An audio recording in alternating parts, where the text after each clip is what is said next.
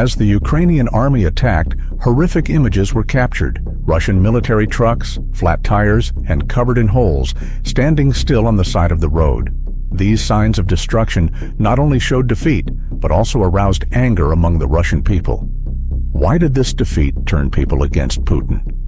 Let's explore the surprising transformation of Russian society during this crisis. Intrusion into HIMARS and cameras.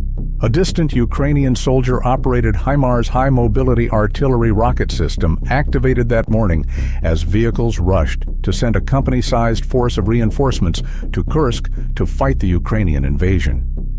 It's unclear how Ukraine struck miles inside Russia with such precision.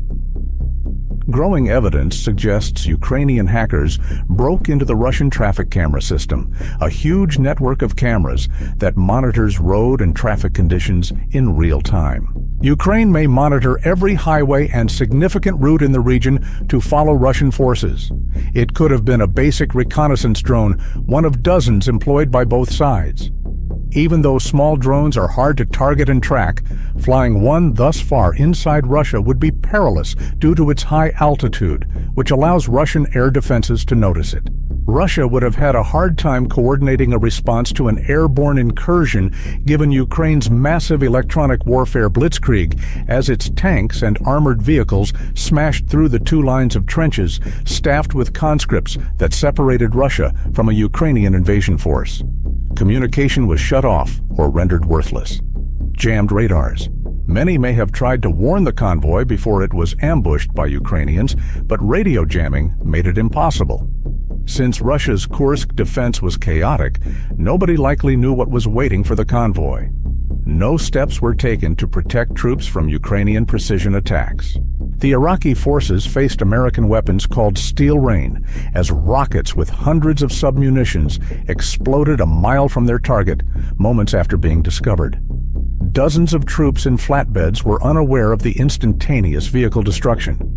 The strike's footage and images show soldiers piled up in vehicles, tumbling over lifeless and onto each other on the floor as they were immediately removed. Photos and videos spread online within hours after being shot. Many Russians have long used alternative media to stay informed, even if strong media regulations prevent them from appearing on television or in newspapers. Telegram, VK, WhatsApp, and TikTok hosted catastrophe videos and photographs for millions of Russians. Kursk's heavy damage and Kremlin response. It was most shocking because this wasn't footage from Ukraine's remote battlefields or mercenary Russian soldiers falling in their trucks. Numerous conscripts, 18-24-year-olds doing their mandated year of military service, died just meters from Russian houses' front lawns. Things quickly deteriorated. Reports of the Ukrainian invasion of Kursk were sluggish. The incompetence of the Russian military command, its federal agencies, and Ukrainian intelligence's misinformation tactics masked the reality of the besieged blast, despite tight media censorship. The evacuation of thousands of refugees would prove the situation and draw national attention to the Ukrainian onslaught. Still, most military blogs, a major source of information for Russians, minimized or disregarded the Ukrainian incursion. After all, Ukrainian-backed anti-Kremlin soldiers had raided Russia previously, and after taking selfies, they withdrew across the border without encountering much resistance. Day 3 showed that Kursk was far worse than initially thought. President Vladimir Putin seems to have missed the mark by waiting 3 days to announce his measures to combat the Kursk terrorist attack. This strongly suggests that the Kremlin was blindsided and scrambling to devise a viable invasion response. Local officials knew the extent of the devastation because 75,000 residents left the conflict in the first several days. In one filmed conference, an acting regional governor was chastised and silenced for saying Ukrainian soldiers had occupied 28 villages, making the situation very difficult. However, that public admission of seized Russian cities sparked panic and fury on social media across Russia. More Russians turned to mill bloggers on Telegram as Kursk's situation became unclear. Many sided with the Kremlin and downplayed Kursk, but others were more realistic. Russian defenses were bypassed or destroyed. cut off and surrounded troops. It replicated Ukraine's fall 2022 counterattack on Russian soil. Since most casualties in the conflict were conscripts, the Russian populace began to realize the true cost of this war with rising dread. The Russian people and government have a special relationship with military conscripts. The sexual, physical, and psychological torture of Russian conscripts was always part of the grandfather's authority. Many senior conscripts, regular soldiers, and their commanders exploited conscripts, even if they were utilized as slave labor at local farms or construction sites. Their superiors kept the earnings. After the catastrophic invasion of Afghanistan, the Russian government issued unofficial conscript use conditions: Russian military, social status. Due to high casualties, Russian moms launched a national campaign that threatened political unrest, and the Kremlin made a social contract with its population. They wouldn't be bothered by the government, and conscripts wouldn't be sent abroad if they let it. Except for the Chechen wars and a limited role in Ukraine, conscripts have been mostly excluded from Russia's expeditionary fighting. However, the employment of conscripts in Ukraine caused such a furor that Vladimir Putin met with the mothers of slain conscripts months after the invasion, promising not to send more to the front. Although there are still allegations of conscripts in Ukraine, the military appears to have maintained its pledge and followed Russian law prohibiting conscripts from expeditionary duty. Strangely, conscript casualties would be so problematic in a culture that tolerates apocalyptic normal casualties and human wave meat grinder methods. However, these guys are contract soldiers who accepted the risk of inmates serving in the most perilous places for redemption. Russians tolerate casualties that would provoke a congressional investigation in the U.S. Russians are sensitive to conscript casualties, which is terrible because Ukraine fought its way into Kursk with this as their main obstacle.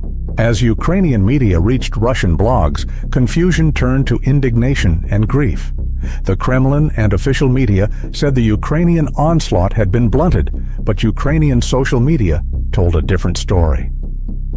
Trenches of fallen Russian soldiers, convoys attacked by HIMARS and elite Ukrainian special forces, and footage of the capture of entire companies of POWs. As they returned to detention camps across the border, Russian POWs, many conscripts, had their hands duct-taped over their eyes to blind them. Interviews with 18-year-old servicemen confirmed their arrest, during which entire units were devastated by vastly superior Ukrainian artillery, and the survivors tried to surrender. Russian mothers started a social media campaign again to highlight conscripts' misery. At least 52 Russian families asked the Ministry of Defense about their Kursk-based sons within days of the invasion. A Change.org petition asked President Vladimir Putin to withdraw conscripts from war due to inexperience and a lack of weaponry. On August 15th, the petition got over 9,000 signatures after being launched on August 7th. A full-scale onslaught is underway in our country. Read the petition to safeguard untrained combat soldiers. Naturally, the Kremlin remained silent. More losses and POWs followed in the days that followed.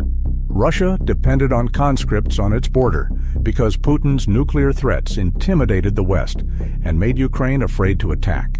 These forces were poorly trained and equipped. One detained conscript said he only visited the training range once and fired 2 rounds. This summarized his military training before being dispatched to Kursk to patrol the border. After the invasion, State Duma member Andrei Gurilev stated, "In this war, conscripts in the Kursk region successfully defended an entire brigade, and not a single soldier was lost, to calm Russian anxieties." His public remark was far from the reality, and Russia was finding ways to circumvent its social contract with the Russian people to not send conscripts to war. According to a Russian source, conscript forces were evacuated and compelled to sign military contracts before returning to battle. Russia's deep integration of conscripts with regular army troops, with contract soldiers and conscripts, is a problem. This prevents them from being separated as they prepare to fight Ukrainian soldiers. Since the invasion is so recent, it's unclear how it will affect the Russian people, especially as Ukraine gains territory and Russia scrambles for solutions. A force of private military firms, FSB border security personnel, regular army forces, Interior Ministry forces, and irregular forces like Chechen soldiers is trying to stop the Ukrainian assault. No military has a joint command structure, and Russia has shown it's terrible at creating clear lines of command and executing joint operations. This will increase Russian casualties, many of them conscripts. Russian society is outraged by the Ukrainian attack. Normally, the flag effect would spur military recruitment and popular support for the war, but not in Russia. Putin just announced new volunteer incentives, and the Defense Ministry is seeking people to dig trenches and build defensive fortifications near Kursk for high compensation. High pay packets strongly suggest that despite Russian land being invaded, patriotic volunteers have not joined the army. However, this may change. The Kremlin's bungled response to the invasion suggests a new phase of mobilization, which may have sparked Russian society's growing dread. Russia has lost more territory in 1 week than it took from Ukraine all year while gaining momentum in the east. After Ukraine's win in Kursk, significant fresh aid packages were announced, but much of a massive American aid package voted into law in late April has yet to arrive in Ukraine. What will happen if Russia fails to defend its territory and the people oppose mobilization? Leave a comment below and check out our other videos for breaking news.